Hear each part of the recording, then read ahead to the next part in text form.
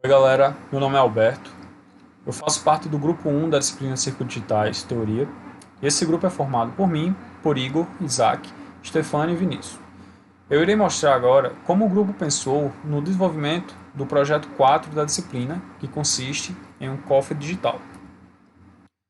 Então, a ideia desse projeto é o seguinte: nós devemos implementar um circuito digital capaz de estabelecer o funcionamento de um cofre digital. Esse cofre terá esse layout, em que temos aqui dois displays de 7 segmentos, que irão mostrar os valores das senhas que serão inseridas aqui pelo usuário. Essas senhas serão de 6 bits e eu terei 3 senhas, que serão inseridas de forma separada.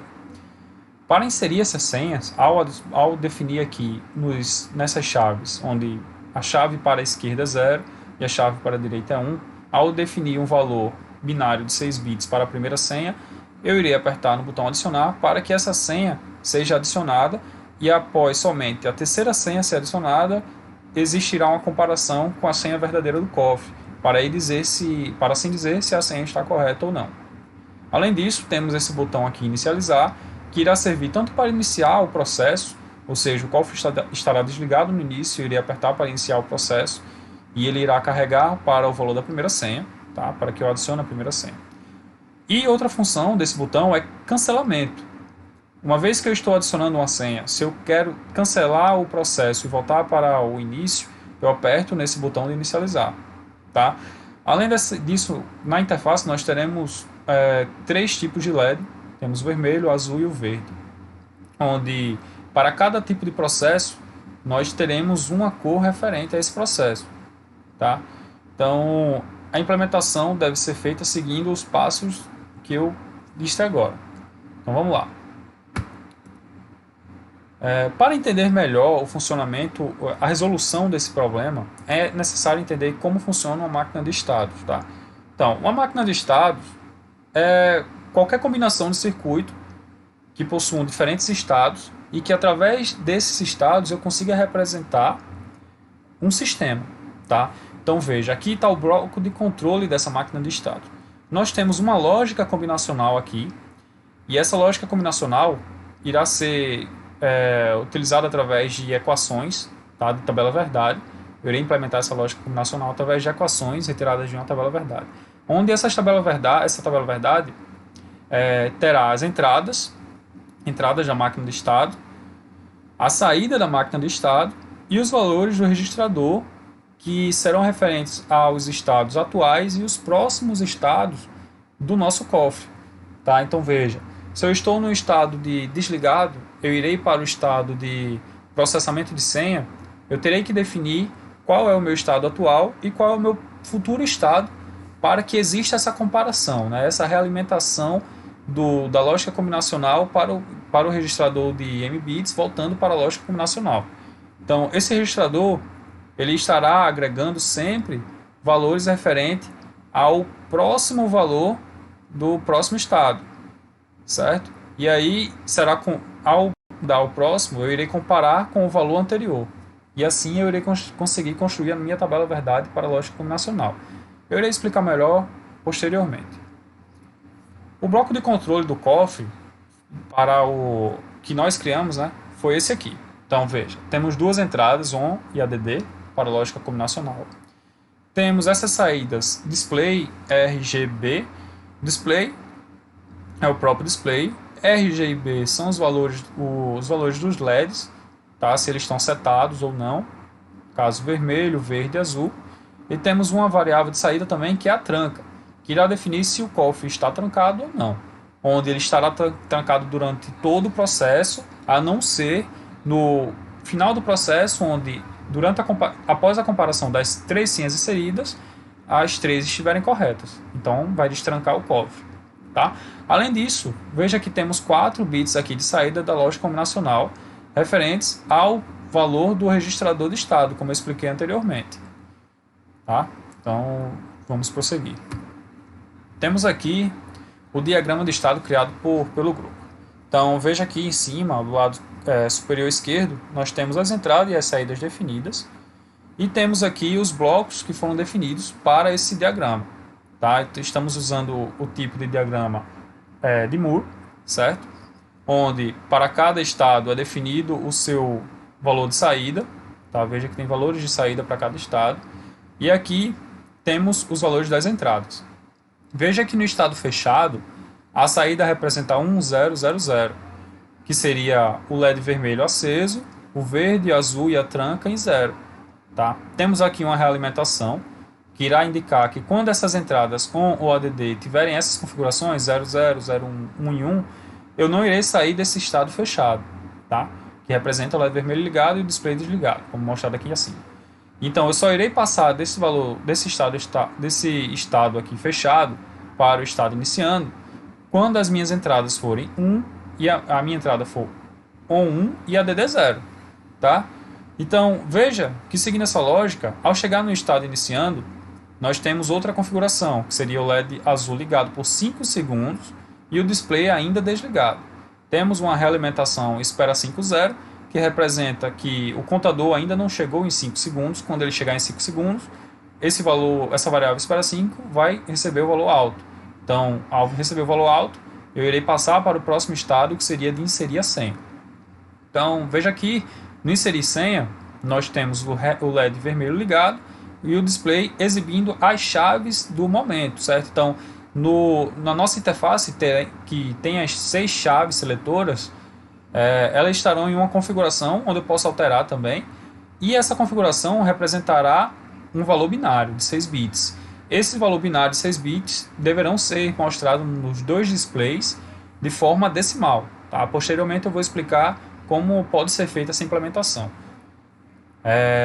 Então veja aqui, temos uma realimentação ON 0 e ADD 0, seguindo essa mesma lógica que eu expliquei no fechado, e após eu definir a minha senha nas chaves seletoras e apertar o botão de adicionar, eu vou para o estado de processa 1. Tá? Então, veja, esse processa 1 ele deverá guardar esse valor de senha em um determinado registrador. Tá? Assim, eu vou guardar esse valor selecionado e irei partir para o senha 2 posteriormente. Veja que para cada processo temos um tempo aqui, um time, nesse caso aqui 5 segundos, certo? Também existe a possibilidade, como eu mencionei, de cancelar o processo, né? Então, para essas entradas ON1 ADD0 ou ON1 ADD1, o processo será cancelado. Então, note que o ON se sobressai ao adicionar nesse processo de cancelamento, né? Então, se eu estou colocando a senha 1 e apertar o botão de adicionar, ele irá ser cancelado, esse processo será cancelado e irá vir para esse estado de cancelamento. Nesse estado de cancelamento, nós temos o LED azul ligado por 5 segundos e o display exibindo um padrão 1. Esse padrão também irei explicar posteriormente, é um padrão que será mostrado nos dois displays, certo? Após isso, após o cancelamento, ele vai esperar aqui 5 segundos e irá voltar para o estado inicial fechado. Seguindo a lógica de adicionar a senha, ao chegar na senha 2, eu irei passar pela mesma lógica mostrada na senha 1. Irei esperar o tempo, esse valor da senha 2 será guardado em outro registrador e assim por diante.